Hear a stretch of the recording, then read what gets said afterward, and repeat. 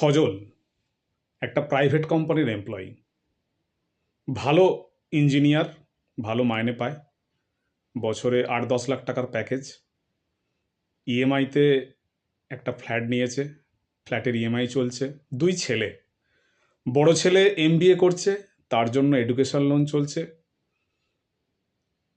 সজলের বয়স এখন 45, তার ওয়াইফ হাউসওয়াইফ। খুব ভালোই চলছিল সংসারটা,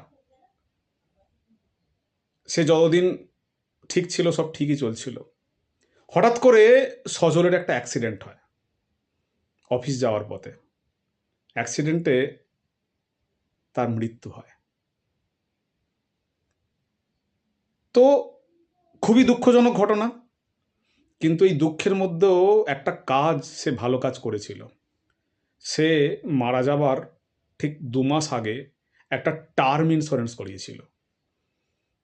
ঠিক কিছুদিন বাদে তার ওয়াইফ 1 কোটি টাকা পেলেন। এখন তার কষ্ট হয়, কিন্তু ফাইন্যান্সিয়াল কোনো ক্রাইসিস তার হয় না। তার ফ্ল্যাটের ইএমআই ঠিকঠাক চলে, তার ছেলের পড়াশোনা ঠিকঠাক চলে, তার সংসারও ঠিকঠাক চলে। সজলেই বুদ্ধিমানের কাজটা করেছিল, কিন্তু এরকম অনেকে আছেন যারা এখনও মনে করছেন যে আমার কিছু হবে না, আমার ইন্স্যুরেন্সের কোনো প্রয়োজন নেই। আমি একটা কথাই বলবো, সময় থাকতে করে নিন, প্রয়োজন পড়লে তখন আর কিন্তু কিছু করার থাকবে না। তো আসুন, টার্ম ইন্স্যুরেন্স করুন, আপনার ফ্যামিলিকে ফাইন্যান্সিয়ালি সুরক্ষিত করুন। আপনি থাকলেও যাতে সুরক্ষিত থাকে, আপনি না থাকলেও যাতে সুরক্ষিত থাকে। ধন্যবাদ।